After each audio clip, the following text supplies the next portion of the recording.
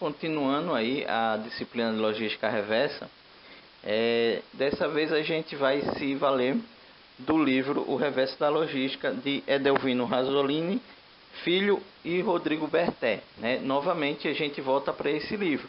Depois a gente vai ver o terceiro capítulo desse livro, que está intitulado como Tipos de Canais na Logística Reversa.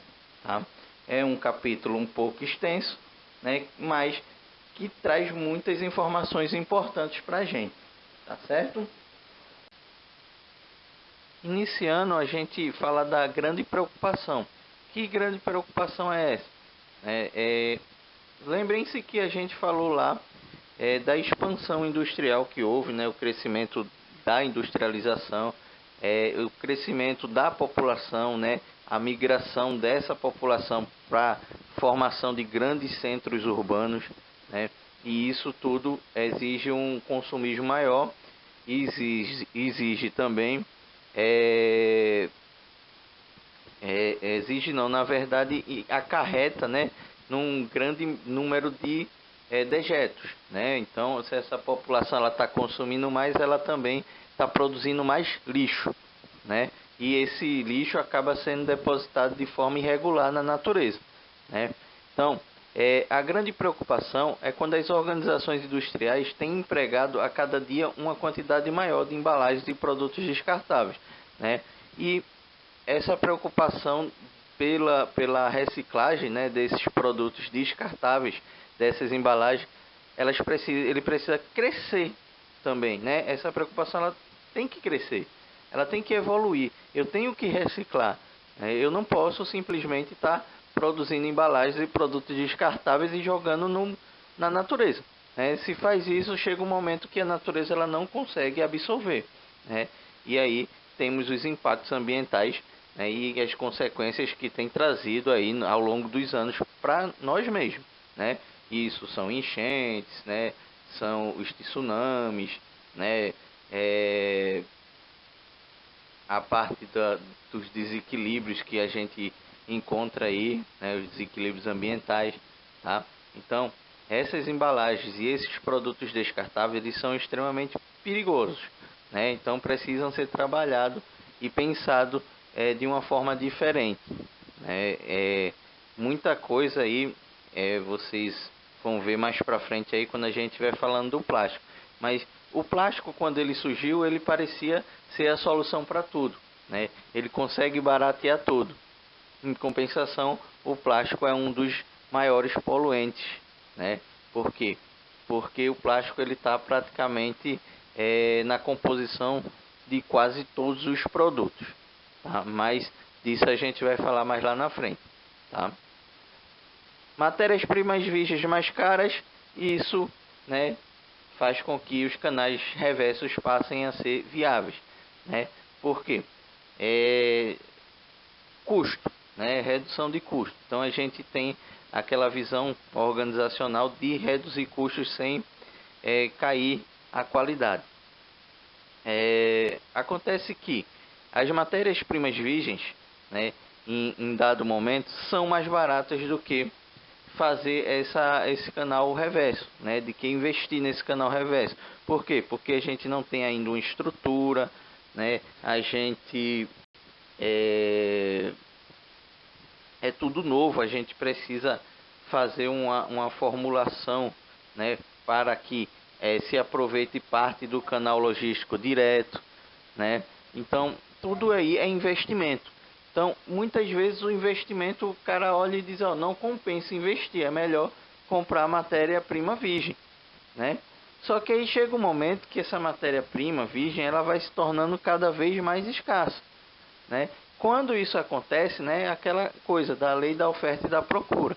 Quanto mais escassa, mais o valor sobe, Quando esse valor sobe, elas começam a se tornar mais caras, aí os canais reversos passam a ser mais viáveis, Porque eu começo a investir nos canais reversos porque o custo é menor, É o que acontece com o exemplo que a gente vem citando aí desde o começo da disciplina do óleo de cozinha, o exemplo da ASA lá, que começou a investir quando essa matéria-prima deles lá subiu, né? Teve uma cotação muito alta no mercado devido à questão de biocombustível, né? O biocombustível passou a ser um concorrente direto por essas matérias-primas. As matérias-primas elas começam a ser mais valorizadas porque começam a ser mais procuradas, tá? E aí eu preciso tomar decisões e fomentar novas formas de adquirir matéria-prima para minha produção. E aí o canal reverso passou a ser viável lá para a Asa, tá? Então, conforme essas matérias-primas vão se tornando mais concorridas no mercado e, consequentemente, seus preços sobem, mas os canais reversos passam a ter um olhar especial, né? Passam a ser viáveis e merecer investimento neles. Os diversos fluxos de operações e logística, né? Necessidade de canais reversos para o melhor funcionamento dos sistemas logísticos. A gente sabe que dois fatores, né, fazem com que exista essa necessidade de canais reversos dentro de um sistema logístico e que faz com que ele se torne viável dentro dos sistemas logísticos. Que dois fatores são esses, né? Primeiro são as questões legais, né? As legislações ambientais dos diversos países e os protocolos internacionais acabam forçando as empresas a seguirem determinados protocolos, né? Seguir determinadas normativas, determinadas regras para atender as leis vigentes e aí não acabarem levando ou uma multa ou ainda pior, né? Sendo cassada a licença de funcionamento da empresa. Então, o primeiro ponto é investir nesses canais reversos para atender as questões legais, né? Ficar dentro da lei. O segundo ponto são as questões econômicas, né? E aí a gente já falou de alguns produtos aí que vale a pena investir nesses canais reversos. Alguns ainda precisam ser melhor estudados e desenvolvidos para que também sejam viáveis economicamente. Mas a gente já vem falando aí de alguns casos que compensa, né, investir nesse canal reverso pela questão econômica, né, baratear os custos de produção, tá? Então vamos definir lá o que é esse gerenciamento dos canais reversos de distribuição. Vamos nos valer da definição de Rasolini Filho, tá? E o que é que ele diz para a gente? O que é o gerenciamento dos canais reversos de distribuição? São as atividades logísticas em que uma organização se ocupa da coleta de seus produtos usados, danificados ou ultrapassados, embalagens e ou produtos resíduos finais gerados pelos seus produtos, né? Então vejam, por essa definição aqui, a gente tem a logística de pós-venda, né? E a logística reversa de pós-venda e a logística reversa de pós-consumo, né? De pós-uso, né? Quando eu falo de produtos danificados, né? Eles voltam para eles podem voltar aí no canal reverso para um reparo, né, para o conserto, e aí eu devolvo ao cliente, né? O mesmo caso de ultrapassados aí que pode sofrer um upgrade, né? Aquele produto ali ele pode sofrer um upgrade e voltar para as mãos do cliente sem necessariamente precisar digamos ser reciclado, né, ser reutilizado, passar por um processo produtivo, né, para que vire um novo produto, né? Eu só faço uma atualização dele, tá? E já outros casos aí que são resíduos finais, né, podem ou voltar como matéria-prima e secundária dentro do processo produtivo ou podem seguir para o descarte de forma correta, né? Então, essa é a definição de gerenciamento dos canais reversos de distribuição, tá? Famílias de fluxos de operações e logística. Então, vamos entender um pouquinho aí como se dá esses fluxos de operações dentro da logística. E isso tanto para a logística direta, né, a logística convencional, como para a logística reversa. Tá? Então, o que é importante? Entender a direção destes fluxos. Se é a jusante, se é a montante. Né? A jusante para frente e a montante para trás. Né? A logística reversa, prioritariamente, ela se ocupa do fluxo a montante, ou seja, para trás. Isso não quer dizer que seja exclusivamente do fluxo a montante. Por muitas vezes ela vai se valer também do fluxo a jusante, tá? E quando isso acontece? Quando é um produto que ele consegue, apesar de ter acabado sua vida útil para aquele consumidor, ele consegue ir andando para frente e entrar em novos mercados, que seja no mercado de produtos usados, ou que seja, por exemplo, para aproveitar peças, né, daquele produto, né, que já não funciona. Por exemplo, um computador, né, eu posso pegar a carcaça daquele computador, abro lá, tiro as peças dele, memória, né, tiro o HD e tal, e vendo ele, né, por peças. E aí alguém que tenha um computador que seja compatível e que talvez não encontre mais aquelas peças novas no mercado, ele possa comprar e recuperar seu computador, né, consertar, tá? Então, primeiro, entender a direção destes fluxos, a montante ou a jusante, né? É importante que se atentem a esse detalhe. Segundo, relações de fluxos envolvidos. Como que esses fluxos se interagem? Quando começa a logística convencional, a logística direta, e quando ela termina? Quando começa a logística reversa? Quando a logística reversa termina? Tá? É importante a gente estabelecer essas relações dos fluxos envolvidos. Então, vejam, a logística ela começa, né, o ciclo logístico, ela começa na concepção do produto. Né? Daí ela segue mais à frente. O produto que ele teve a concepção do produto, eu sigo à frente para adquirir matérias-primas. Para quê? Para alimentar minha produção. Já é um outro processo, produção. Né? A produção ela já alimenta um outro processo. Qual? Distribuição. A distribuição física. Né? Através da distribuição física, né? Através de distribuidores e varejistas, o produto chega ao cliente. Tá?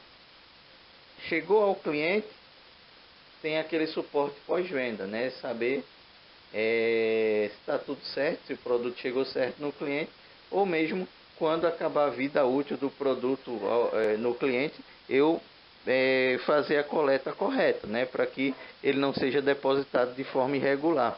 Né? A gente já viu aquela análise do ciclo de vida. A responsabilidade do fabricante não vai só até o produto chegar na mão do cliente, né? Do berço ao túmulo. Tá? Chegou ali, ó, suporte pós-venda, coleta, recuperação, né? Coleta e recuperação. Então, essa coleta desse produto que já não serve para o cliente ou que chegou errado no cliente, né? Ela tem que ser efetuada. E aí o produto ele é recuperado, né? Ou ele pode ser consertado e devolvido ao cliente numa assistência técnica, né? Ou pode sofrer um upgrade, já que o produto talvez esteja desatualizado e o cliente queira simplesmente atualizar aquele produto, né? Ou simplesmente o produto chegou errado na mão do cliente, não era a cor, não era o tamanho que o cliente queria, né? E aí eu também tenho que recuperar isso aí, né? Nesse caso daí eu consigo pegar esse produto e jogar de novo ele dentro da minha distribuição física, né? Sem precisar fazer um retrabalho no produto, né? Sem fazer um novo trabalho no produto. Já que o produto ele já está pronto, ele simplesmente chegou errado no cliente, mas ele vai servir para um outro cliente, tá? E aí o produto, quando ele é coletado, né, ele pode ser renovado, né? Ele pode, né, sofrer esse upgrade que eu falei aí, ele pode ser feita uma manutenção nele, em caso da assistência, ou simplesmente em caso dele já não ter serventia assim para o cliente, ele entrar, né, novamente dentro desse meu ciclo produtivo, né? Então eu chego nesse produto e tiro os componentes que interessam ainda para o ciclo produtivo, ou seja, que ainda tem valor, e faço a eliminação dos restos. O que não serve mais, eu elimino, tá? Então já é um outro processo, a eliminação dos restos. Por quê? Tem que se eliminar de forma correta, né? Seguindo os protocolos de segurança ambiental, né? E aí, uma vez eliminado o que não serve, eu pego o que serve e jogo novamente dentro do meu ciclo produtivo, né? Para que ele vire um novo produto. Ele entra no processo de concepção de novos produtos, tá? Então, basicamente esses são os fluxos, tá? Ah, mas existem aí alguns autores que dizem que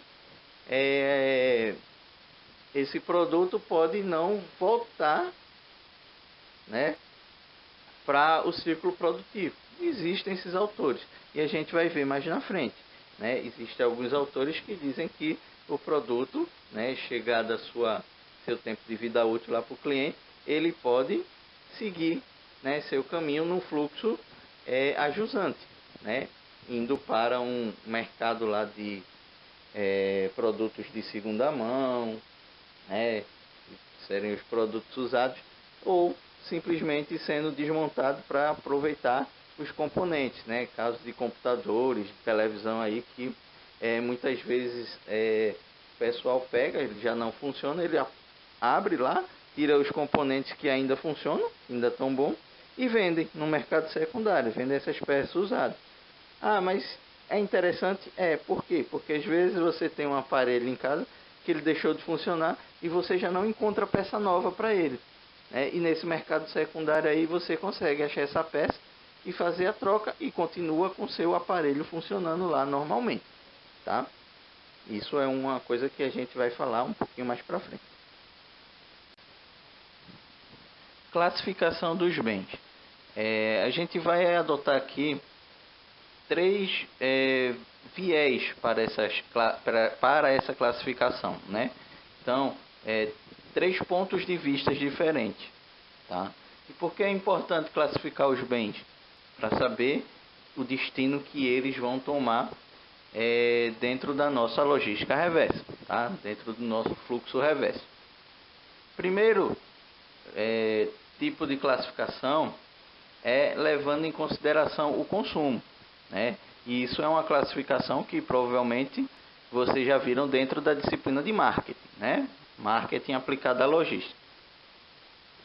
Então, em função de seu consumo, os produtos podem ser, primeiro, produtos de conveniência.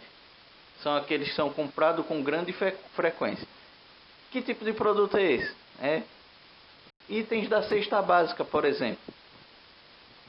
Você vai no supermercado fazer a feira e você sai de lá basicamente com todos os itens que você precisa para consumir durante aquele período, né? Feijão, arroz, farinha, né? Então, são produtos que você não perde muito tempo procurando, porque é um produto que você já está acostumado a comprar, que você já tem em mente um parâmetro de preço, você já tem ideia da marca que você já costuma usar. Tá? Então não é um produto que você fique comparando, já é um produto que compra com grande frequência. Segundo, produtos de compra comparada, né? Comprados em intervalos de tempo maiores e após comparação de benefícios e atributos com outros produtos.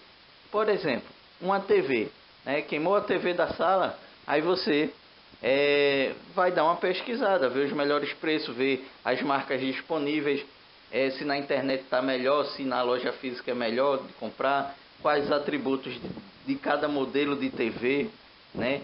Aí você sai comparando os benefícios de cada uma antes de escolher, né?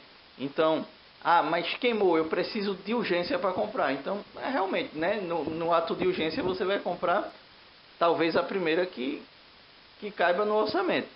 Mas se você tem um tempo, se você diz, eu quero uma TV nova, a minha ainda está funcionando. Aí você pesquisa, você vê promoção, você vê os sites que vendem, você vê nas lojas físicas, você vê os lançamentos, os atributos, o que é que uma tem, o que é que a outra não tem, e aí faz a compra, tá? Então são produtos de compra comparada. Por último, os produtos de especialidades, encontrado com maior dificuldades e os clientes que os desejam despendem mais tempo e energia para procurá-los e comprá-los. Vamos dar um exemplo. As moedas que foram lançadas nas Olimpíadas, as moedas em alusão às Olimpíadas. O colecionador que queira comprar aquilo, ele não simplesmente vai ali na esquina e diz, ó, quero comprar tantas moedas. Não tem, tá? Então são itens específicos que ele vai ter que procurar. Ele vai lá para a internet, ver quem é que está vendendo, por quanto está vendendo, se tem a moeda que está faltando na coleção dele. Tá? Então uma coisa que é mais trabalhoso de se conseguir. E não é algo que você fique comprando todo dia. Tá? Então são produtos de especialidade. Essa é a classificação segundo o consumo, né? Aquela ideia do marketing lá. Já em relação à sua durabilidade, a gente classifica os bens, né, em dois tipos, né? Em relação à durabilidade, é algo mais voltado para engenharia de produção, né, administração da produção, tá? São esses que estão mais atrelados a essa questão de durabilidade, né, que fica mais envolvido em fazer com que o produto alcance uma durabilidade maior, né, em seus projetos lá. Então, em relação à sua durabilidade, os produtos podem ser duráveis, né, tem uma duração avaliada pela sua vida útil, ou seja, costumam demorar muito, né, para se acabar, né? Então a vida útil dele é longa. Vamos supor uma geladeira, um carro, né? Então não é todo dia que você está comprando isso, não é toda semana. Então você compra uma geladeira esperando que ela dure aí anos. Então são bens duráveis, são os eletrodomésticos em geral são duráveis, né? A gente não compra pensando em trocar no próximo mês, tá? Os não duráveis, consumidos imediatamente ou em prazos muito curtos, né? Por exemplo, comida, né? Todo mês você está lá fazendo a feira, né? Então são produtos que não se compra esperando que eles durem anos e anos aí, né? São produtos que a gente compra e quer utilizá-los de imediato, né? Por exemplo, perfume. Ah, mas o perfume, tem um perfume que dura ano, não sei o que e tal. Sim, pode ser, mas você não compra ele esperando isso, você compra ele para uso imediato, né? Você começa a usar ele sabendo que a duração dele vai ser, então mais você usa e mais rápido ele vai acabar, né? Então são bens de consumos imediatos, né? Então não são duráveis, né? Ao contrário do que a gente falou lá dos eletrodomésticos, e a gente compra já sabendo que ele vai durar anos, né? Uma geladeira aí, quantos anos não dura? Então os não duráveis já em contrapartida são produtos que vão se acabar mais rápido, né? Intervalo de tempo muito curto. Já pelo prisma da logística reversa, né, que é o que mais interessa para a gente dentro dessa disciplina, né, e essa classificação ela vem lá de lei. Então aqui a gente divide os bens em três tipos, tá? Primeiro, os descartáveis, né, vida útil médio raramente superior a 6 meses. Na maioria das vezes são itens que você usa e joga fora, né? Então são considerados descartáveis. Semiduráveis, vida útil média de alguns meses, raramente superior a 24 meses. Então se enquadra aqui geralmente todos os eletrodomésticos, né? Os eletrodomésticos estão aí, né? Artigos de informática, essas celulares, essas coisas aí, geralmente está aí entre esses semiduráveis aí. E duráveis, né? Vida útil média variando de alguns anos a algumas décadas, né? E podem ser automóveis, né? Trailers, né? Essas coisas que têm uma vida útil muito mais prolongada. Então, de acordo com essa classificação dos bens que a gente viu, e principalmente a de leite, né, que tem um viés mais voltado para a logística reversa, que é o nosso interesse, a gente pode classificar a logística reversa em dois tipos, tá? A logística reversa de pós-venda, né? E aí a gente fala dos canais reversos de pós-venda, e a logística reversa de pós-consumo, que aí a gente está falando dos canais reversos de pós-consumo. Então, nesses canais reversos de pós-venda, os bens podem retornar para a cadeia ou podem ainda seguir para um novo ciclo de negócios em mercados secundários. Bem, falando de uma forma mais técnica, né, os bens eles podem seguir num fluxo ajusante ou podem retornar num fluxo amontante, tá? Então, o produto chega no cliente, foi errado. O cliente ele pode efetuar a troca, ele pode efetuar a devolução. Mas se for de repente um bem, né, um item que ele compre e que não tenha devolução, né? Imagine, uma liquidação de uma roupa cujo o fornecedor diz que são peças de mostruário, não aceitamos devolução nem troca. E aí você compra. Quando chega em casa, não deu ou não gostou, né? Ou presenteou alguém que não gostou. E aí isso pode seguir para um novo caminho, pode ir para um bazar, por exemplo, né? Então vende lá num bazar, num outlet, alguma coisa do tipo, tá? Então a logística reversa de pós-venda, né? Por outro lado, ele pode retornar também, né? Se for um caso, comprou um sapato que eu presenteei, ficou pequeno. Aí o cara vai lá, né, e troca, faz a troca pelo número correto, tá? Então seria também de pós-venda. Já no canal reverso de pós-consumo, os bens podem seguir para novos ciclos de negócios através dos mercados secundários ou, por fim, para sua destinação final em aterros sanitários. Então, na de pós-consumo, o bem ele é utilizado, ele é usado até o final de sua vida útil, né? E a partir daquele momento ali, ele pode seguir para a destinação dele. Pode entrar no mercado secundário. A gente falou lá do computador que pode ser desmontado e vendido por peças, tá? A vida útil dele, né? E a gente falou lá de obsolescência, né? Ele pode se tornar obsoleto porque surgiu no mercado um mais moderno e aí eu compro um mais moderno, né? Então aquele item ali, aquele produto, ele deixou de ter vida útil para mim e aí eu passo ele à frente, né? Vendo ele no mercado secundário, por exemplo, um celular, tá?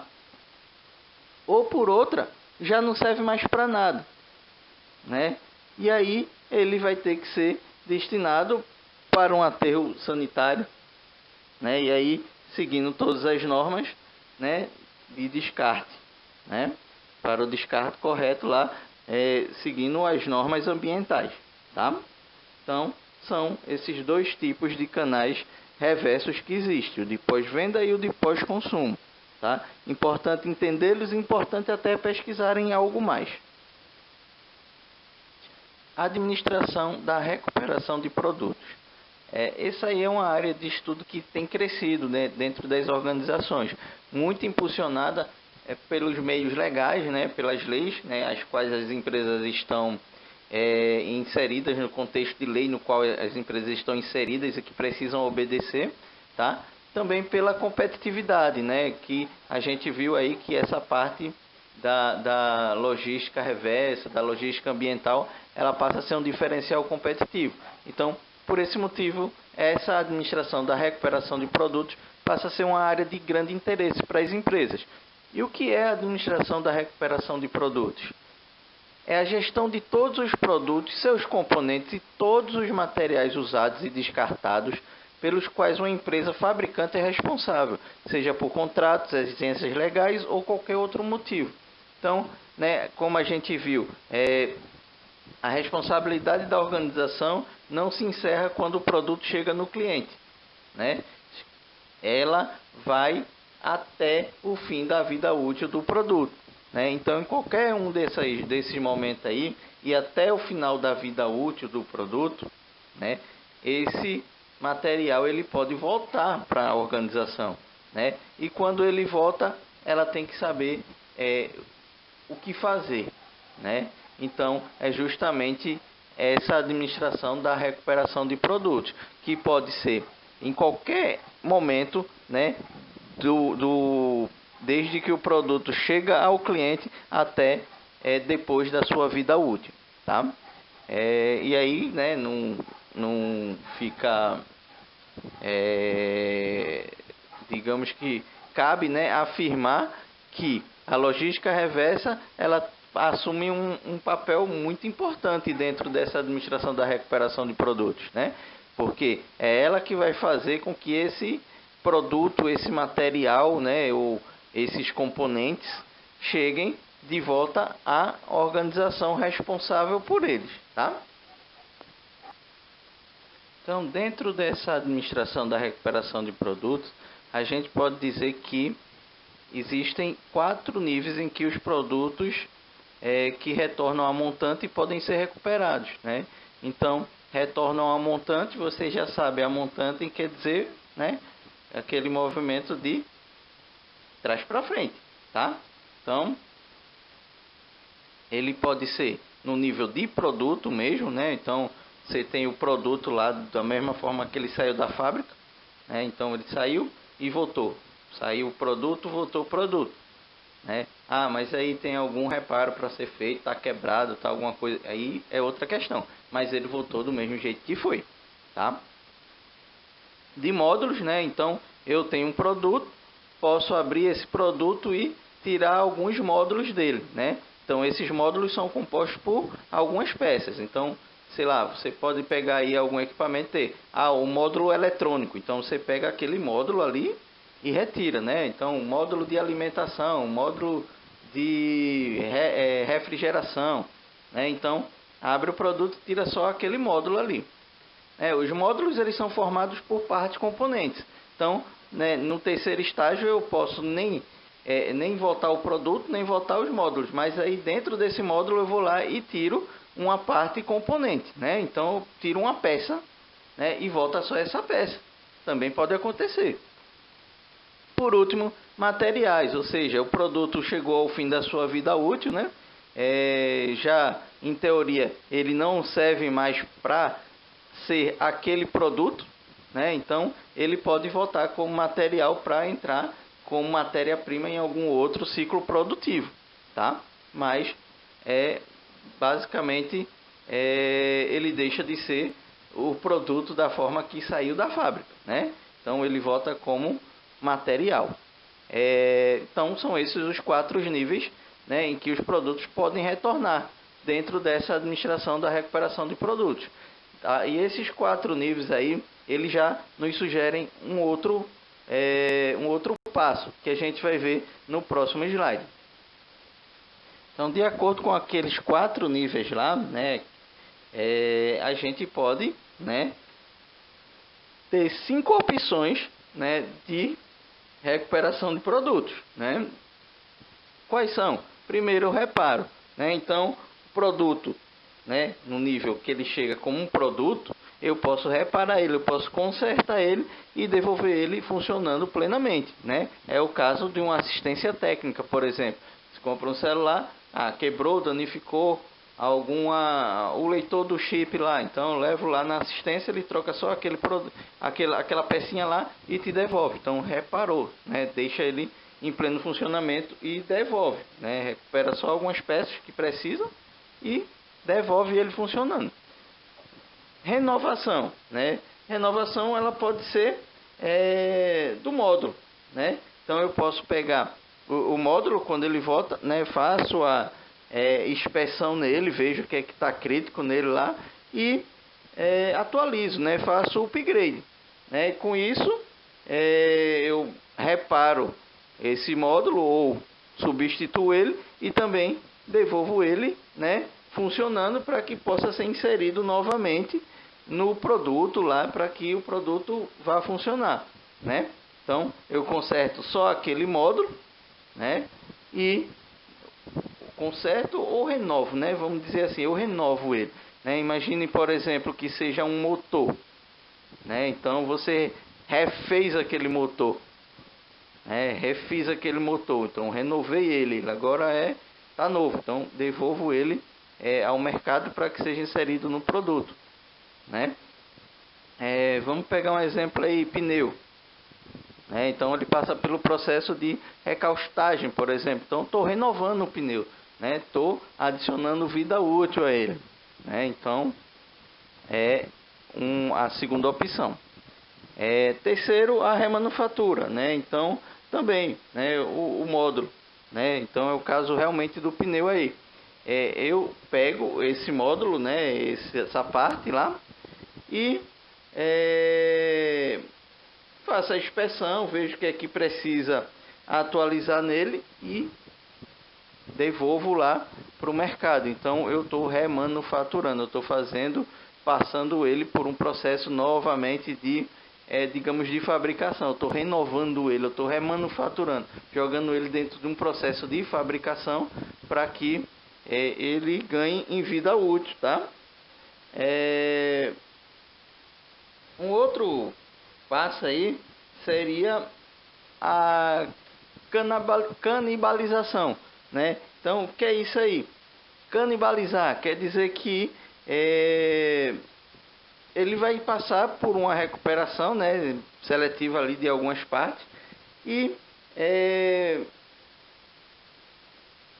você pega esse produto lá, faz esse aproveitamento de algumas partes, renova algumas partes deles ali e insere em novos produtos, E o que não serve, você descarta. Então é como se novos produtos estivessem incorporando aquelas peças que ainda se aproveitam do velho, Então vamos supor, você chega lá com a TV que está quebrada, você abre lá e vê os componentes que ainda funcionam e que tem uma vida útil ainda elevada, e você tira eles e joga dentro de uma nova TV, tá? Então esse seria basicamente o processo de canibalização, Por último, a reciclagem, A reciclagem já é a nível de material. Então chegou no fim da vida útil lá do produto, eu jogo ele para ser reciclado e passar novamente por um processo produtivo, se transformando no final em um outro produto, tá?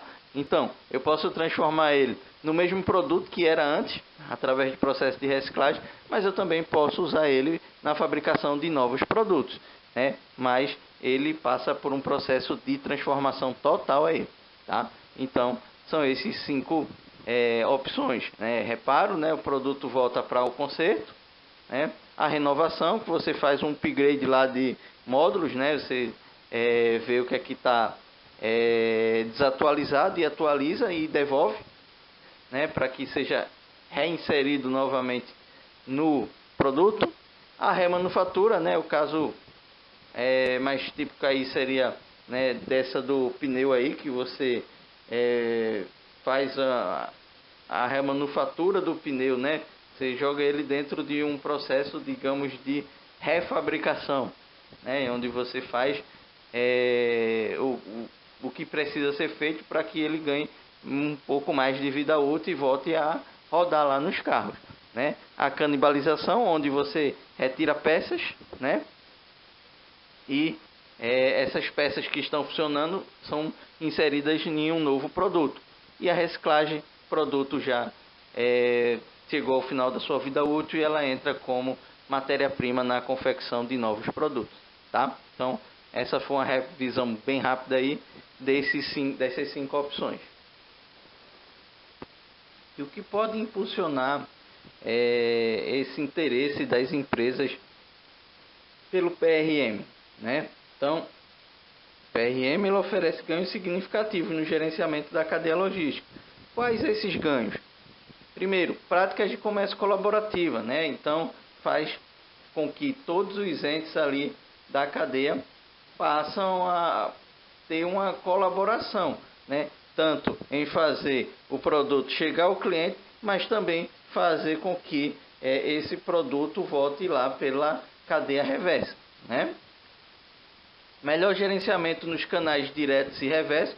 Ora, se eu tenho uma prática colaborativa, né? Se os entes ali que participam da minha cadeia de suprimentos, eles trabalham de forma colaborativa, eu consigo ter um melhor gerenciamento, tanto do meu fluxo direto, quanto do meu fluxo reverso. Relacionamentos de confiança entre os membros do canal, né? Só permite, né, essa prática colaborativa se houver confiança entre todos os membros do canal. E a administração da recuperação de produtos, ela permite uma certa transparência, né, fazendo com que essa confiança ela seja criada. Aumento de rentabilidade pela recuperação de valor econômico, né? Então, como a gente viu aí, em vários estágios aí o produto pode ser recuperado, né? Ou que não todo, mas pelo menos partes dele pode ser recuperado. Com isso eu consigo aumentar minha rentabilidade, né? Por quê? Porque eu consigo recuperar o valor econômico desse produto. Por último, ganhos de imagem pela recuperação de valor ecológico, né? A gente viu que a sociedade está muito mais consciente e sempre que eu trabalho com algo que reduz esse impacto ambiental, eu consigo criar uma imagem, né, melhor frente a meu consumidor, frente a meu mercado, tá? A logística reversa e a reciclagem. Existe uma ligação muito grande da logística reversa com a reciclagem, né? Muitas das coisas que chegam no fim da sua vida útil, ela pode entrar novamente no processo produtivo através da reciclagem, né? Então, por isso existe essa conexão tão forte, né? Restrições ambientais não muito rigorosas, né? Então, existe aí espalhado pelo mundo vários códigos, né? Várias leis aí que regulamentam a reciclagem e obrigam as empresas a exercerem, né? A fazerem essa reciclagem, tá? No Brasil existe leis, né? A gente tem a lei aí de crimes ambientais, né? Que serviu inclusive de modelos para outros países, né? De tão bem estruturada que ela é, mas a gente não tem uma lei, né? Digamos assim, específica para a reciclagem, né? Que force as empresas a reciclarem lá os produtos ao fim da vida útil, né? E isso é tão verdade que vocês estão cansados de ver por aí garrafas PET espalhadas pelo meio do mundo aí, né? Brasil afora, nos córregos, nos rios, praia, embalagens que sejam plásticas, né, vidro e outras coisas mais que são jogadas em lixo comum ou que simplesmente não são jogadas nem no lixo, né? São deixadas depositadas em lugares incorretos, né? Jogadas na rua mesmo, né? Então, assim, existe a lei que pune lá os crimes ambientais, mas por outro lado a fiscalização também ela é muito branda, né? A gente sabe que a fiscalização no Brasil ela não é tão efetiva como deveria ser, né? E valendo-se disso, muita gente se aproveita e faz o errado, tá? Então, no Brasil, né, como não existem essas restrições ambientais muito rigorosas, o que acontece? A decisão de utilizar embalagens retornáveis ou reutilizáveis fica restrita aos aspectos econômicos da questão. Ou seja, se compensar financeiramente, a organização ela recicla. Se for inviável do ponto de vista econômico, não é feito, tá? Então, o primeiro aspecto que é olhado é econômico, né? Se não compensar economicamente, a natureza que se vire para absorver aquilo ali que vai virar lixo, tá? Então, as leis aí elas precisam ser mais rigorosas com relação a essa reciclagem, né? Como mais para frente a gente vai ver questão dos embalagens de defensivos agrícolas, de agrotóxicos, as organizações elas têm uma legislação específica e muito rigorosa em cima dessas embalagens, né? E aí tem funcionado, né? Então talvez se existisse o mesmo para outros tipos de embalagem, a coisa fosse diferente, tá? Então, mais para frente a gente vai ter um capítulo aí para falar dessas embalagens aí de defensivos agrícolas, né, de agrotóxicos, tá? Reciclagem. Então, o que é reciclagem? Vamos definir o que é reciclagem. A gente começou falando de reciclagem, mas a gente não definiu, né? Então, a melhor forma de ter conhecimento de alguma coisa definindo ela, né? Então, o que é reciclagem? Primeiro, atividade de recuperação de materiais descartados que podem ser transformados novamente em matéria-prima para a fabricação de novos produtos. Então, existe a diferença de reutilizar e reciclar, tá? Então, quando eu faço a reciclagem, eu estou transformando aquele produto, né, aquela coisa que ia para o lixo, eu estou transformando ele em um novo produto, né? Ele está passando por um processo aí de manufatura para virar matéria-prima para um novo produto, né? Embora possa ser até o mesmo produto que vai ser fabricado, né? Mas é um produto novo, né? No caso da reutilização, é você pegar aquele produto e dar uma utilidade diferente a ele, né? Mas ele continua sendo aquele produto, né? Vamos pegar um exemplo. Quando a gente pega garrafa PET, né? E, por exemplo, você utiliza ela em casa para guardar, sei lá, detergente, desinfetante, alguma coisa. Então pega aquela garrafa PET de refrigerante e você está não reciclando, mas você está reutilizando ela, né? Acabou o refrigerante, você está colocando outro material nela, material de limpeza, por exemplo. Tá? Então isso é reutilizar, é diferente de reciclar. Então na reciclagem eu pego essa garrafa, jogo ela num processo lá de manufatura lá, né?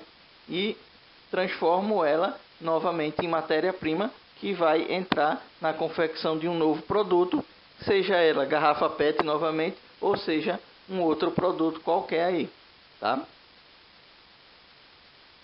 Então também pode ser definido como um conjunto de operações envolvidas para o retorno da matéria-prima para a produção, né? Então, reciclagem tem esses dois conceitos aí, né, que cabe a vocês entenderem e saber diferenciar a reciclagem de outros processos. Um marco importante, né, dentro dessa coisa de reciclagem é o primeiro choque do petróleo lá em 1973, né? Uma crise que surgiu, né, com o preço dos barris de petróleo subindo e subindo muito, né? Então, países e empresas passaram a ver a reciclagem como uma iniciativa estratégica. Aí é que tá, né? É o que a gente falou. A reciclagem ela está muito atrelada a questões econômicas, né? E por que que passou a ser interessante a reciclagem nesse caso, com o primeiro choque do petróleo? Porque o barril de petróleo ele subiu muito de preço, né? Então, as empresas elas viram na reciclagem uma saída para economizar, né? Diminuir o impacto econômico nos seus sistemas produtivos. Mas em nenhum momento elas pensaram no bem, né, da natureza, do ecossistema, nada disso. O impacto econômico foi que prevaleceu nessa iniciativa, né, de reciclar, né, esses itens para colocá-los novamente dentro do processo produtivo. Então, aspecto econômico, qual foi? O aumento do preço do barril de petróleo, né? Então, sobe o preço do barril de petróleo, vamos procurar aí outras alternativas para nossos produtos, né? Sabendo que muitos produtos aí são derivados do petróleo, né? Como o próprio plástico, né? Então, uma vez que esse preço do petróleo sobe, ele afeta muita coisa na vida da gente, tá? O processo de reciclagem ele é dividido em 4 etapas. Quais são essas etapas? Primeiro, coleta, né? Então, recolhe-se todos os materiais, né, onde são depositados, né? Então, um condomínio aí, né, os moradores vão lá, fazem a separação do material, né, e aí é feita aquela coleta seletiva nos municípios que existe essa coleta seletiva, né? Fora isso, mesmo assim, pode haver a coleta, né, de tudo lá e em determinados locais lá fazer a separação, né, que seria o segundo processo, né, separar todos os produtos todos os materiais que vieram junto. Então, aí nessa triagem dos materiais você separa o que é vidro, o que é madeira, o que é plástico, né? Então, a segunda etapa. Primeiro coleta, depois separa, né? Terceira etapa, revalorização. Então, os materiais separados são preparados para serem transformados em novos materiais, né? Então, você pega esse material, o que é vidro lá, o que é madeira, o que é plástico, já está tudo separado. Você prepara ele, né? Ou seja, passa por um processo de transformação para que vire matéria-prima, né? E aí é a quarta, né? Quarta etapa, né? Que é justamente a transformação. Então, você faz a revalorização, que é pegar esses materiais que foram feitos a triagem, né? Prepara eles para entrar no processo de transformação. E como assim prepara eles, né? Então, por exemplo, a lâmpada, né? Então é feito o descarte da lâmpada lá, a gente pode aproveitar o vidro. O vidro é reciclável, mas dentro da lâmpada tem elementos químicos, né? E como é que a gente faz para reciclar então esse vidro? Então a lâmpada ela tem que passar por um processo de descontaminação, né? Tira-se os elementos químicos de dentro dela, fica só o vidro. Aí sim o vidro ele entra no processo de transformação, tá? Então por isso existe essa revalorização, que é a preparação do material, né, que foi recolhido para ser transformado. E aí, no processo de transformação, que seria essa última etapa, é o processamento dos materiais revalorizados para a geração de novos produtos ou insumos destinados a novos ciclos produtivos. Então, na transformação, eu pego esse material que foi separado e preparado, né, para ser transformado e transformo ele em matéria-prima para que eu possa aproveitar em um novo ciclo produtivo, ou seja, para fazer novos produtos. Então, é importante saber que a maioria dos produtos, né, dos materiais, quando são reciclados, eles não viram o mesmo tipo de produto, né? É muito pouco os produtos que o material que vira o mesmo produto, né? Então, por quê? Porque existem legislação específica que regulamenta isso aí. Então, por exemplo, no que tange embalagem de comida, por exemplo, não é aceitável que exista uma embalagem para comida que tenha sido reciclada, tá? Então, por isso muita coisa do que é reciclado se transforma em novos produtos, tá? Então, quando a gente está falando da reciclagem, para o ponto de vista logístico, a gente tem que analisar realmente a parte de custos e a parte que está realmente inserida dentro da gestão econômica, né? Então, para a logística, ele tem que ser viável, não adianta a reciclagem por reciclagem. A gente tem que tornar esse processo de reciclagem viável do ponto de vista logístico, tá? Então, para isso, a gente deve considerar alguns aspectos econômicos. Quais são? Primeiro, demanda por materiais reciclados, né? Existe uma demanda por esses materiais reciclados, né? Hoje existe, né? Tem gente que dá preferência até por materiais reciclados, né? Principalmente se o custo for menor, né? O que não acontece para todos os produtos. Alguns processos de reciclagem eles são tão caros que acaba que o produto final acaba se tornando mais caro do que o produto decorrente de matéria-prima virgem, né? Não me recordo se ainda acontece isso, mas, por exemplo, a folha de A4, né, a reciclada antes era mais cara do que uma folha de A4 virgem, tá? Custos envolvidos no processo, né? A gente tem que levar em consideração todos os custos, né? Desde a coleta, passando lá pela separação, armazenagem, revalorização, tá?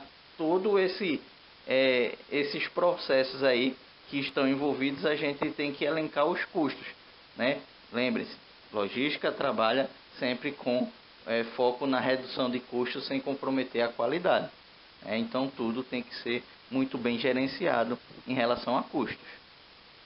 Custos de processamento, né, alguns processamentos são tão caros que se tornam inviáveis, né? Então, alguns materiais não compensa fazer o processamento para que ele virem matéria-prima de novos produtos, tá? Então, tem que se levantar esses custos de processamento e fazer o que puder para que esses custos sejam reduzidos para se tornarem viáveis, né?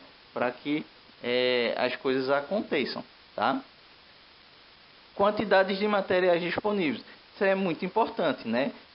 A reciclagem ela depende muito da quantidade de materiais que está disponível, né? O volume que existe, né, disponível desses materiais vai garantir a economia de custo, né? De escala, desculpa. Economia de escala, né? Quanto maior o volume, menor é meu custo, tá? Então, quanto mais o volume, menor meu custo. Por quê? Porque eu consigo aproveitar minhas economias de escala, né? Como assim?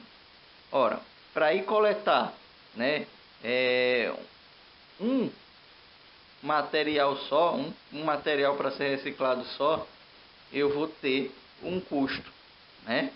Mas se eu for buscar e lá tiver, em vez de tiver 100, né, esse meu custo ele vai ser dividido por 100 e não mais por 1, né? Então, suponha você tenha um transporte aí, né? Então, vamos pegar um carro simples, vamos pegar um carro particular, um carro pequeno, um carro de passeio. Então, pegue aí um carro de passeio que faça 10 quilômetros com 1 litro, vamos supor isso. Então, esse carro ele se desloca ao ponto para recolher o material e chega lá só tem um material. Então, vamos supor que ele percorreu 10 quilômetros. Ele gastou 1 litro de combustível para pegar um item só. Agora, se ele percorre esse mesmo trajeto, né, de 10 quilômetros, gasta novamente 1 litro de combustível e quando chega lá ele consegue coletar 100 unidades desse material, eu consigo pegar esse custo, né, de 1 litro de combustível e dividir por 100. Então, o meu custo unitário vai lá para baixo. É o que eu chamo de economia de escala, tá? Distâncias entre fonte geradora e o local de reciclagem, né? Esse ponto de reciclagem ele tem que estar próximo dessas fontes geradoras. Por quê? Porque aí eu economizo no meu transporte, né?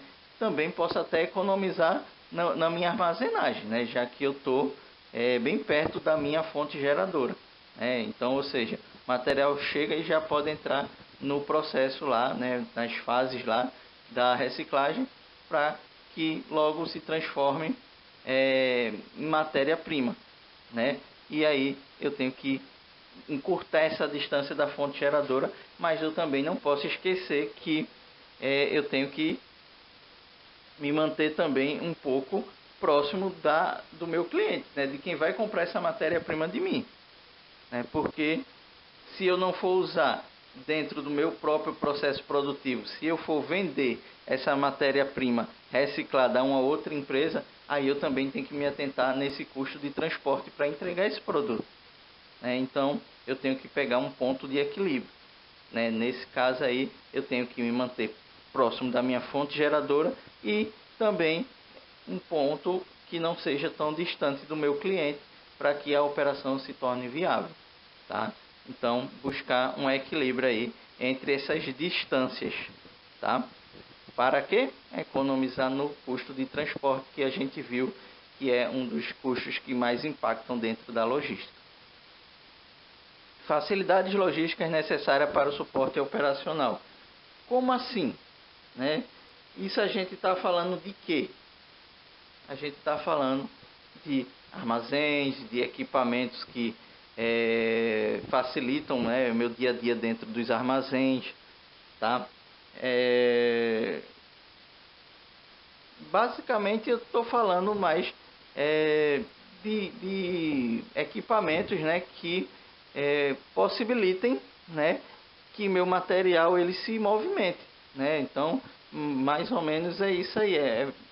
Basicamente são equipamentos de movimentação dentro de galpão né, a facilidade de acesso ao galpão, né, a quantidade que eu consigo armazenar lá dentro desse galpão, tá? Então, são facilidades logísticas necessárias para o suporte operacional. Máquinas, caminhões, empilhadeiras, né, estrutura porta-pallet e por aí vai. Características e aplicação do resultado da reciclagem, ou seja, do produto final, né? Por quê? Porque se minha matéria-prima reciclada ela for muito inferior da matéria-prima virgem, isso vai comprometer no resultado final do produto, né? E aí pode ser que esse produto ele não tenha características suficientes para atender às necessidades do cliente, tá? Então é muito importante se atentar ao resultado dessa reciclagem para que mantenha o mínimo de qualidade, para que o produto também consiga atender o mínimo de qualidade e satisfazer, mesmo que minimamente, o cliente, tá? A necessidade do cliente. Embalagens retornáveis e não retornáveis. A questão das embalagens, né, ela é algo muito importante dentro da logística, né? Então, embalagem ela é aquele outro ponto de interseção que existe entre marketing e logística. Para a logística, a embalagem ela é vista como proteção para o produto, né? Proteção para transporte, né? Para armazenagem. Então, a melhor forma de guardar o produto, a melhor forma de transportar o produto, né? A melhor forma de apresentar ele ao cliente, né? Então, essa é a visão básica da logística em relação à embalagem. Já para o marketing, a embalagem também tem aquele apelo promocional, né? De promover o produto através de uma embalagem bonita, bem apresentável, que chame a atenção, tá? Para a logística reversa, o que importa é as embalagens, a classificação entre embalagens retornáveis e não retornáveis.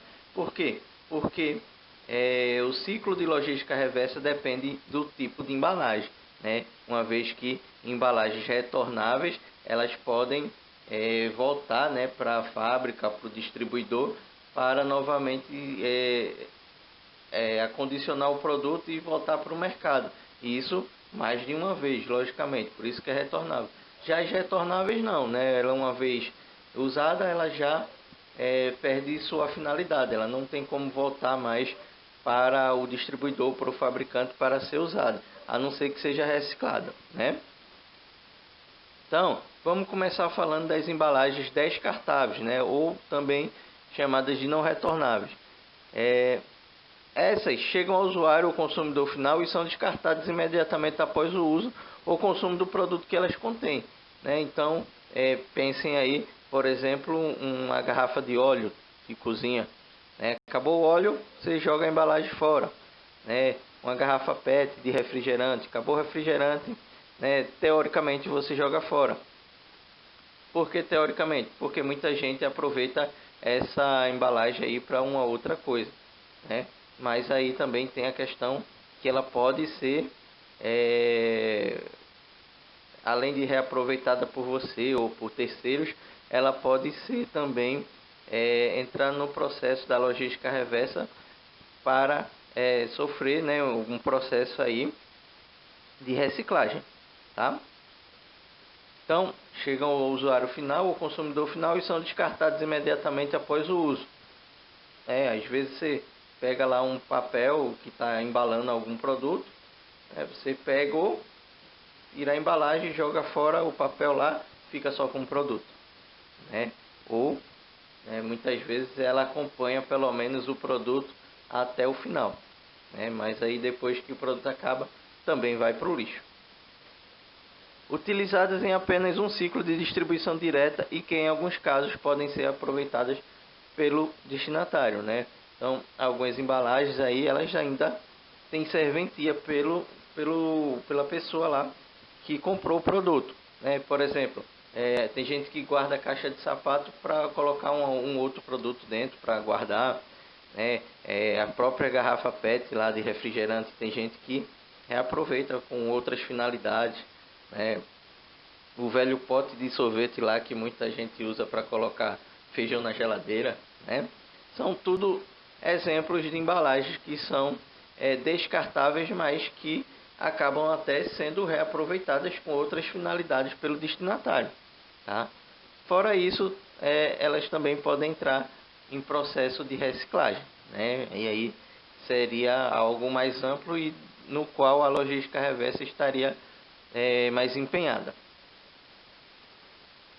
Então, continuando aí com as embalagens descartáveis ou não retornáveis, elas são de suma importância porque são as que geram mais problemas ambientais e ecológicos, né? Já que as retornáveis elas estão indo e vindo o tempo todo, então o impacto ambiental delas são bem menores. Já as não retornáveis, as descartáveis, muita gente acaba depositando em lugares que não deveriam, né? E aí causar enchentes, né? Poluição de mares, né? De rios, né? Então, além de tirar a beleza da cidade, né? Porque fica aquele amontoado de lixo, também causa grandes impactos ambientais aí, né? Então, as embalagens descartáveis geram mais problemas ambientais e ecológicos, até porque quando não são reaproveitadas ou quando não são recicladas, acabam indo parar nos aterros, né? Nos aterros sanitários, nos antigos lixões também, que hoje está proibido, né? Exigem maiores cuidados por parte das autoridades públicas no sentido de minimizar seu impacto ambiental e para a logística reversa representam um objeto da reciclagem. Então, as autoridades públicas elas têm que minimizar o impacto ambiental dessas embalagens, né? Então, como eu disse, muitas delas acabam parando em aterros públicos aí.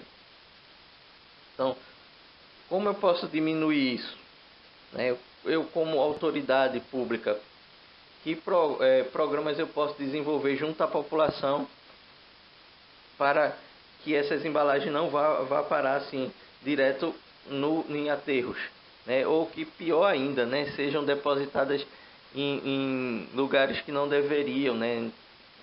Em rios, em esgotos e deixadas a céu aberto lá, que aí propagam doenças através de agentes, né, que transmitem doenças como ratos, baratas e aí vai, né? Então, como eu posso trabalhar isso aí, né? Como agente público pode trabalhar isso? A conscientização da população, né? Ou a oferta de coleta seletiva, né? Para que esse material que iria para o lixo ele possa ser separado e entre em processo de reciclagem, né? Desenvolvimento de associação de catadores, né? Então tudo estratégias que podem ser pensadas no âmbito público aí pelas prefeituras, tá? Já para a logística reversa já tem um outro ponto, né? Porque justamente essas embalagens descartáveis representam um objeto para reciclagem. Então, elas entram num processo de reciclagem e por isso elas passam também a ser interessantes para logística reversa, né? Reinserir essas embalagens, né, no processo de reciclagem para que virem matéria-prima para outros produtos. Já por outro lado, as embalagens retornáveis, elas podem ser reutilizadas, né? Elas foram projetadas para isso, né? Projetada para retornar ao processo produtivo que lhe deu origem ou para algum ponto do seu canal de distribuição original. Ou seja, elas podem ser reutilizadas porque foram projetadas para serem reutilizadas. Elas podem retornar ao processo produtivo que deu origem a elas, né? Por exemplo, elas podem voltar para um invase de refrigerante novamente, né? De água mineral, né? Ou para algum ponto do seu canal de distribuição original. Por exemplo, pallets, né? Elas podem voltar para distribuidora, né? A qual paletizou aquela carga que te entregou, né? Então você devolve lá para a distribuidora, eles novamente reaproveitam, né? Por quê? Porque foram projetadas para serem reutilizados, tá? Retornam à sua origem geralmente para a reutilização nos processos de distribuição, apresentando um ciclo de vida mais longo, né? Então ela tem um ciclo bem mais longo do que embalagens não retornáveis, né?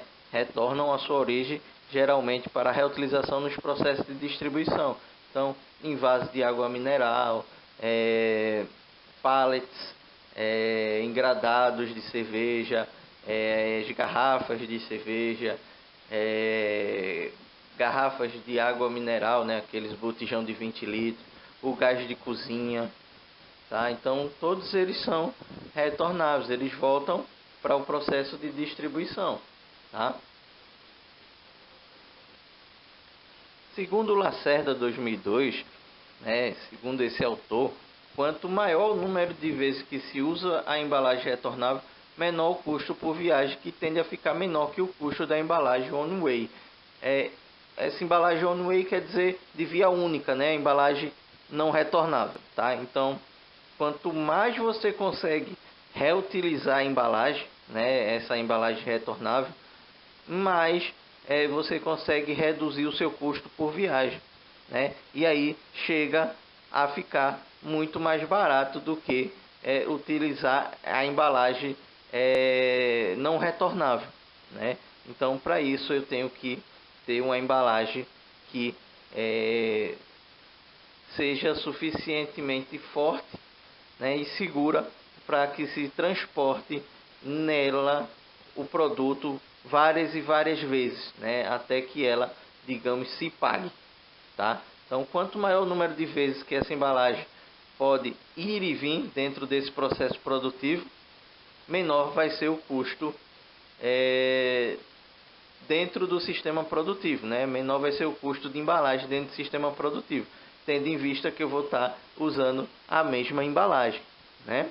Então, eu deixo de ter custo com embalagem, né? Deixo de ter custo entre aspas, né? Porque tem o custo de manutenção dessa embalagem, que é infinitamente menor do que uma embalagem nova. Algumas características têm que ser observadas no desenvolvimento das embalagens retornáveis, e são elas: facilidade de desmontagem. Se a embalagem está vazia, manter ela montada pode ocupar muito espaço, né? Então, muitas vezes eu desmonto ela para economizar em espaço, né? Uma embalagem vazia montada, ela vai ocupar o mesmo espaço que uma embalagem cheia, né? Então, desmontar, facilidade de desmontar e montar quando for preciso, né? Facilidade de transporte.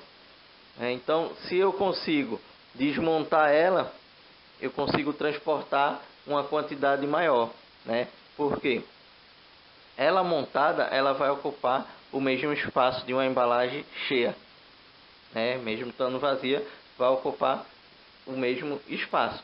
E aí, talvez o transporte não compense se eu for transportar desse jeito, porque vai ter muito volume, mas vai ser maneiro. Então vai ser uma carga leve, mas muito volumosa. Então eu tenho que poder desmontar ela ou encaixar uma dentro da outra, de forma a reduzir o espaço para que eu aproveite melhor minha cubagem de transporte, né? O mesmo acontece na armazenagem, né? Ela precisa ocupar o menos espaço possível. Então, para isso, o ideal é que consiga ser desmontada. Ou desmontada, né? Ou também que possa se encaixar, né? Uma na outra, uma dentro da outra, alguma coisa do tipo, para que possa fazer pilhas e etc. Mesmo que não possa ser desmontadas, mas que tenha a facilidade de se encaixarem lá, que é para ocupar o menor espaço possível.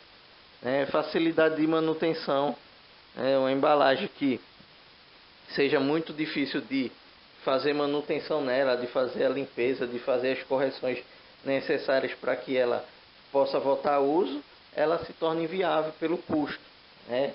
Pelo custo que é despendido, que seja de tempo, de recursos financeiros, né, de recursos materiais ou recursos humanos. Né? Então, ela tem que ter uma manutenção fácil, né? Fácil de lavar, fácil de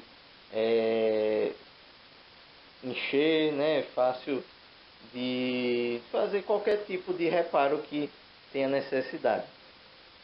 Facilidade de identificação da origem. É muito importante a gente saber, né, a origem dessa embalagem. Né? Primeiro, para responsabilizar, né, o fabricante, né, o ser de origem, digamos assim, né, para responsabilizar ele em caso de algum problema que possa existir, né, com essa embalagem, ou mesmo para que o varejista, o distribuidor ou consumidor final possa saber qual o meio de fluxo reverso ele vai usar, né, qual é o meio reverso que ele vai usar, a quem ele vai destinar, né, essa embalagem para voltar ao sistema produtivo. Então, é importante a gente conhecer esse fluxo reverso aí, essa origem, né, do produto para utilizar o fluxo reverso correto, né, para que a gente consiga fazer com que volte para a origem certa, né? Conservação de suas propriedades originais. Então, ele não pode, né, perder partículas, por exemplo. Imagine um refrigerante que fica dentro de uma embalagem. Né? Se essa embalagem ela for se soltando e for se integrando essas partículas ao refrigerante, o refrigerante pode perder em sabor, em qualidade, ou pode também causar um dano ainda maior do que o refrigerante faz à saúde. Né? Então, essa embalagem ela tem que conservar suas propriedades originais, ela não pode sofrer nenhum desgaste. E o número de reutilizações possíveis. Então, a embalagem ela tem que ser projetada e vir especificando quantas vezes ela pode ser reutilizada ou o prazo de validade daquela embalagem. Tá? Isso vocês até podem observar aí no tange a prazo de validade. Os botijões de água mineral, todos eles lá têm um prazo de validade lá. Então, fora desse prazo aí, as distribuidoras e as empresas de envase de água mineral não aceitam esses garrafões para serem retornáveis, né? Para serem reutilizados. Tá? Embalagens de agrotóxicos. Segundo o Blay Jr., né, no seu artigo lá em 2009, já existe no Brasil um programa de coleta e reciclagem de embalagens de agrotóxicos, sustentado pelas indústrias em parceria com produtores rurais. Então vejam, nesse caso aqui, a gente tem um programa, né, de logística reversa, né, acrescido lá da reciclagem, né, que funciona, e funciona em parceria. Que parceria? Do produtor rural, né, o cara lá do campo que está efetivamente plantando e colhendo, né, e a indústria de agrotóxicos. Né? Então, o produtor ele precisa dar destino correto, né, às embalagens de agrotóxicos que usa. Né? Em compensação, as indústrias têm que absorver isso aí dentro de um processo de logística reversa. Tá? Mas por que existe isso? É porque eles se solidarizaram, eles tomaram essa consciência ambiental, né? Isso é porque está trazendo grande viabilidade econômica para eles. Por que eles tomaram essa iniciativa? Né? Porque existe lei. Tá? Então, existe a lei número 9.974 de 2000 e o decreto número 4074 de 2002. Né? Acrescida a isso aí, tem também em 2009, né, um decreto que é o 6.913. Tá? E só para vocês terem ideia, nesse aparato legal aí, estabelece pena de 2 a 4 anos, né, para o fazendeiro lá, para o produtor rural, que descumprir essas normas e depositar essas embalagens em qualquer lugar, né? Além de ser preso, ele pode também pagar multa. E aí a responsabilidade também da coleta é da indústria, né? Então existe um aparato legal pressionando esses produtores rurais, assim como pressionando os fabricantes também, as indústrias, né? Então por isso que eles, né, tiveram essa iniciativa aí de formar esse canal reverso para essas embalagens, né?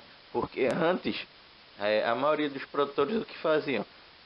Abria um buraco lá na propriedade, né, e ia jogando todas essas embalagens aí. Quando o buraco estava cheio, jogava a terra por cima e acabou-se. Então, esse depósito aí dessas embalagens no solo, eles tinham consequências graves, né? Poderia atingir lençóis freáticos, né? Poderia fazer com que a terra ficasse improdutiva, né? Então, ninguém é bonzinho na história, por isso existe a lei para forçá-los a fazer. Procedimentos diferentes para os dois tipos distintos de embalagem. Que tipos são esses? Os laváveis, né? São rígidas e acomodam formulações líquidas de agrotóxicos para serem diluídas em água. Ou seja, né, a diluição é feita em água, né? A água é o veículo de pulverização, né? Então essas aí elas podem ser lavadas e reutilizadas, né? Às vezes até dentro da própria produção lá, né? Dentro do própria propriedade lá, né? Do produtor rural, ele pode lavar ela e acabar utilizando para guardar alguma outra coisa, né? Ou pode voltar no processo de logística reversa para ser reciclado, tá? Então ela pode ser aproveitada, pode ser reciclada. Já as não laváveis, né, que geralmente são flexíveis, né, mas podem também ser rígidas, tá? Isso não impede de ser rígida, mas na maioria dos casos elas são flexíveis, né? São sachês, né? São coisas mais maleáveis aí. Não utilizam água como veículo de pulverização, né? Ela por si só, por já ser flexível, já dificulta muito a reutilização para uma outra coisa, né? E por não ter a água como veículo de pulverização, ela já fica mais, digamos, carregada, né? É mais difícil de descontaminar ela. Então essas aí, elas obrigatoriamente elas têm que passar pela logística reversa para que seja descontaminada e aí sim, né, depois de ser descontaminada nos processos corretos, aí sim ela poder ser reciclada, tá? Então existem procedimentos diferentes para esses dois tipos de embalagem que devem ser atendidos aí dentro da legislação pelas indústrias e pelos produtores rurais, tá? No processo de não contaminação do meio cabe. Então a gente tem 3 elos aí responsáveis por essas embalagens de agrotóxicos, né? E cada um desses elos aí tem sua cota de responsabilidade no processo, tá? Primeiro, o usuário. Cabe a ele preparar as embalagens para devolvê-las ao fabricante do produto dentro das normas estabelecidas, né? Então, a lei ela estabelece lá as normas que o usuário deve, né, usar, né, para o retorno dessas embalagens ao fabricante, tá? Aí ele tem que observar os cuidados que são necessários, assim como os prazos, né? O segundo elo aí, né, é os canais de distribuição. Esses canais de distribuição, cabe a eles providenciar unidades de recebimento para a devolução das embalagens vazias, né? Então, eles têm que ter uma zona separada somente para guarda dessas embalagens, né, até chegar ao volume que vai ser voltado à fábrica, tá, à indústria, né. Então, eles têm que também observar as normas que cabem a eles dentro daquele conjunto de leis ali que a gente falou, né? Por último, o fabricante, recolhimento e destinação final das embalagens, né? Aí sendo usado o processo de descontaminação, né? A reciclagem, tá? Também, tá? Ao fabricante cabe ações de conscientização, né? Ao usuário principalmente, mas a todos os outros elos aí nesse caminho, né? Cabe a ele fazer ações que possam educar, né? Ações educativas. Até porque o fabricante ele é responsável por suas embalagens, né? Então, se de repente o usuário lá joga essa embalagem dentro de um rio, por exemplo, o usuário ele vai ser punido se for identificado, com certeza, né? Lá a gente viu que tem pena de 2 a 4 anos além de multa. Mas o fabricante ele também vai ser punido, né? Por quê? Porque lá vai estar identificada a embalagem dele.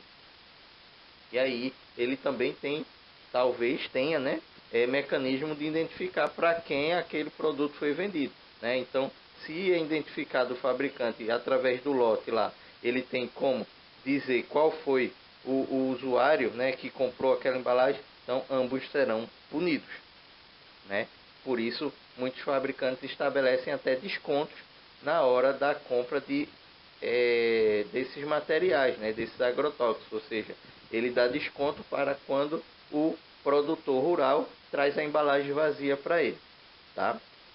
Então, essas ações também estão previstas ao fabricante.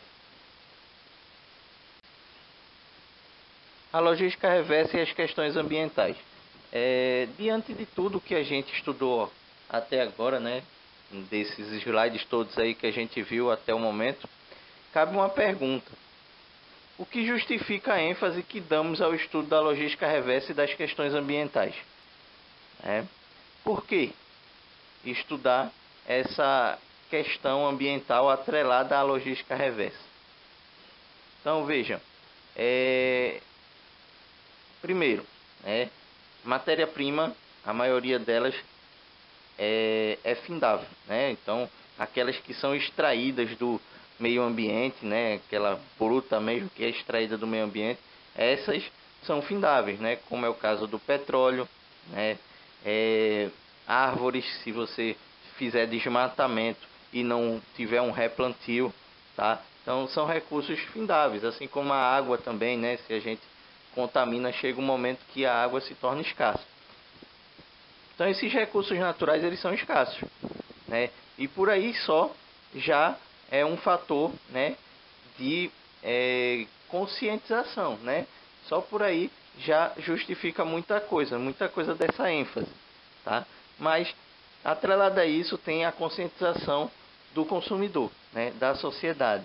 A sociedade como um todo ela está ciente, né, que esses recursos eles são findáveis e que o planeta ele tende a sumir se a gente não cuidar dele hoje.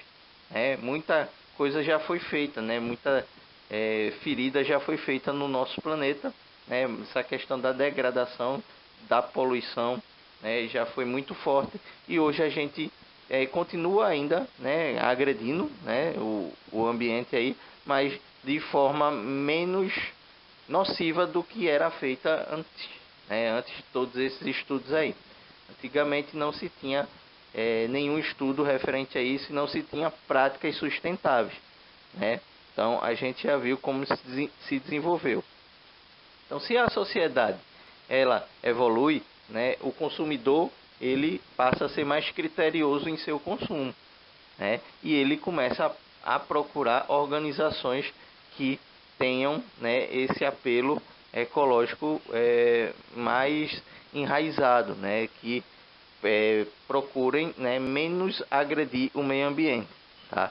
Então a conscientização do consumidor ele é muito importante para as empresas que querem seguir no mercado e que querem vantagem competitiva, né? Atender às novas necessidades dos consumidores que cada vez mais estão mais conscientes, né? E a tendência é que fiquem ainda mais, tendo em vista que essas questões estão sendo trazidas para dentro das escolas, né?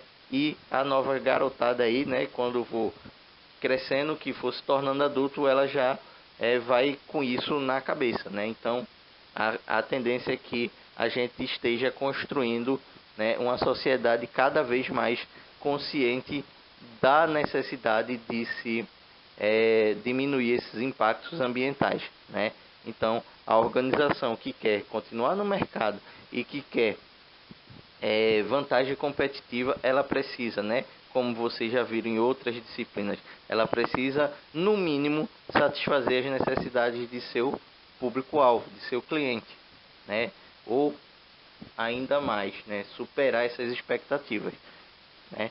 Então, essa questão ambiental faz parte das expectativas dos clientes. Então, assim, a gente está falando aí da conscientização do público, né, da sociedade, do consumidor. Mas só isso é suficiente, né? Então, somente o engajamento dos consumidores não será suficiente para provocar grandes mudanças no meio ambiente como um todo, uma vez que os principais poluidores são as organizações empresariais. Então, a gente está fazendo esse trabalho de conscientização desde a criancinha até chegar no adulto, né? Então, muita gente já tem essa consciência de não jogar o papel no chão, né? De recolher o lixo de forma correta, de fazer a coleta seletiva, de separar o óleo de cozinha e não jogar mais pelo ralo da pia, né? Muita gente já tem essa conscientização. Mas só isso é suficiente, né? Então, não por quê? Porque a maioria da poluição, né, a maior parte dessa poluição, ela vem de grandes organizações, né, de fábricas, de indústrias, né? Então, esses aí têm que ter essa consciência também, né? E aí, o que acontece, né? A sociedade acaba forçando eles, né?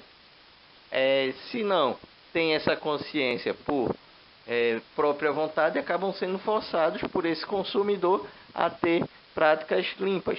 Por quê? Porque muitos consumidores deixam de comprar, né? Então, passa a ser uma vantagem competitiva para essas empresas, né? Por outro lado, conforme e mesmo se mantendo essa postura de não se aderir a práticas limpas, né, por parte das organizações, mesmo quando pressionadas pelo consumidor, tem também a parte que o consumidor acaba pressionando seus gestores, né, seus políticos, seus representantes. E aí, novas leis vão surgindo e pressionando também essas organizações, né, que, se não por livre e espontânea vontade, passam a ser pressionadas por força de lei, né, para não serem punidas, não serem fechadas, não pagarem multas, seus representantes não serem presos, tá? Então, acabam, de alguma forma, tendo que aderir a essas práticas limpas, né, por bem ou por mal. É essencial, portanto, o comprometimento das organizações para a redução dos impactos ambientais, né? Sem esse comprometimento das organizações, todas as ações dos consumidores serão muito poucas, né, frente ao que as indústrias poluem, né? Então, o foco maior é sempre as organizações.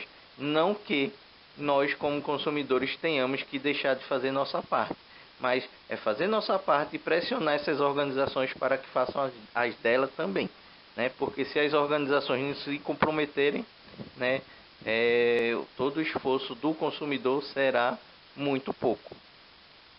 Mas, se os consumidores mudam, as organizações reagem oferecendo a eles o que desejam, né? O foco de qualquer organização é satisfazer as necessidades de seu público, né? Então, se os consumidores mudam, vão ter necessidades diferentes. Então, as organizações vão ter que reagir, vão ter que mudar também. Então, fechando o assunto, né?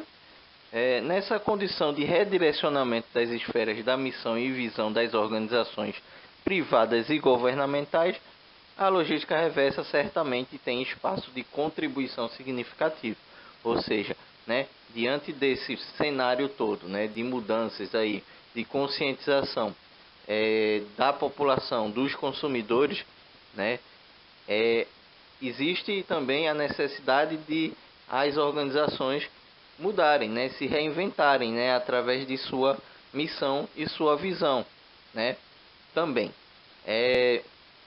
E aí, para isso, a logística reversa, né, tem contribuído muito e pode contribuir ainda mais conforme for ganhando mais espaço e mais investimento também, né?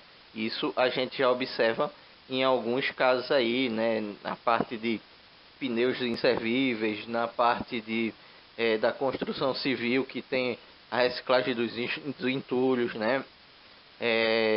A parte que é, né, de tão suma importância, não que os outros não sejam, mas que assumam uma importância ainda maior, que são os rejeitos hospitalares, né, aquele lixo hospitalar que precisa de todo um processo, porque é altamente contaminante, né, ele contamina muito mesmo, porque são doenças, né, então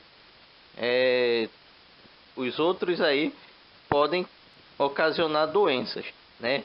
Os rejeitos hospitalares, o lixo hospitalar, ele já é basicamente a doença já em si, né? Então, tudo isso aí mostra a importância da logística reversa e o quanto ela ainda pode crescer e ajudar as organizações a atingir seus objetivos perante a mudança nos hábitos e costumes dos consumidores. Como venho fazendo, né, em todas as videoaulas aí, no final deixo exercícios aí para vocês praticarem, né, foram tirados do livro, tá? São 5 questões, né, como vocês estão vendo aí, né? Por último, o livro que serviu de referências aí para que a aula fosse feita.